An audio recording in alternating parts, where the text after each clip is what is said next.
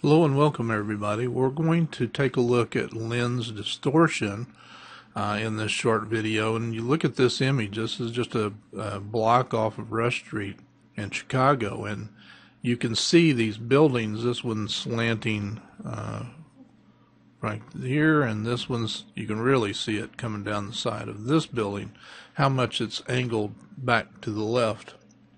So it's very problematic, and probably an image that most people, when they see this, are going to throw it away.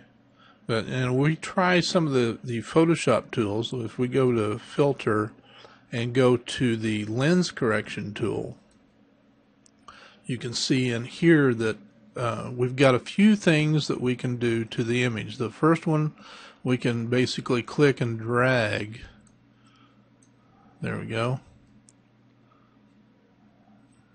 And you see what it's doing in the image a little bit slowly, but it really is just kind of stretching it here and there,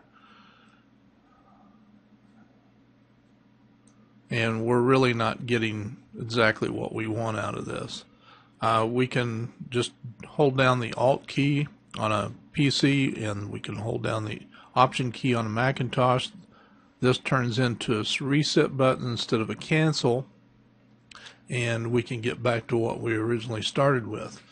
We can also click on the straighten tool, which is basically the same one that's with the crop tool.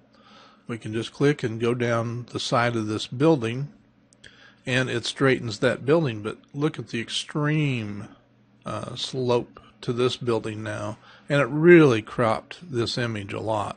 So let's do the Alt Option reset here, and we can go over here to this building that really is harshly sloping off and try that straighten on it.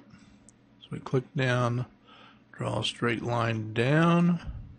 So this one's a lot straighter on this front of the building, not so much here, but this one now has gone way to the right. Well, let's do the Alt Option reset.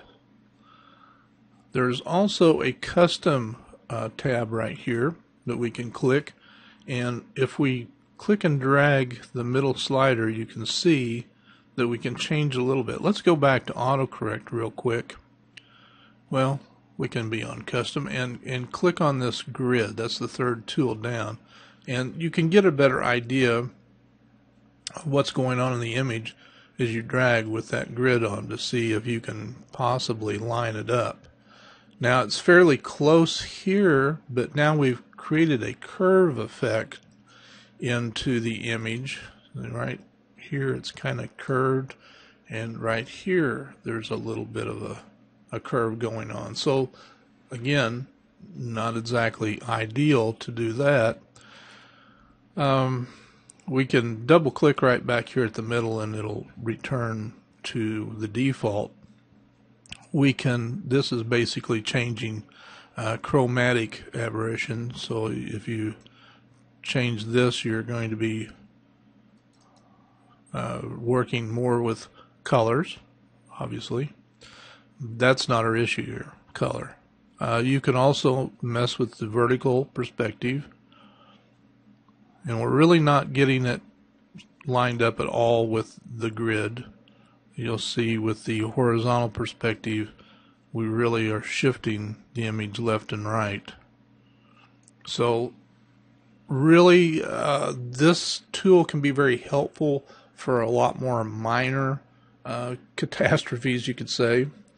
Let's just cancel this. In Photoshop CC, the later update, if you go to Edit, down to Perspective Warp, you have a much better chance of fixing your image, to look more realistic. Right now, if you can see my cursor, let's go down here. You can see my cursor a little bit better there. If we click on the building here, we get a little square, and then we can basically drag this out into what area we want to. and I'm just going to hit the enter key, And now I'm going to drag this over, and this one,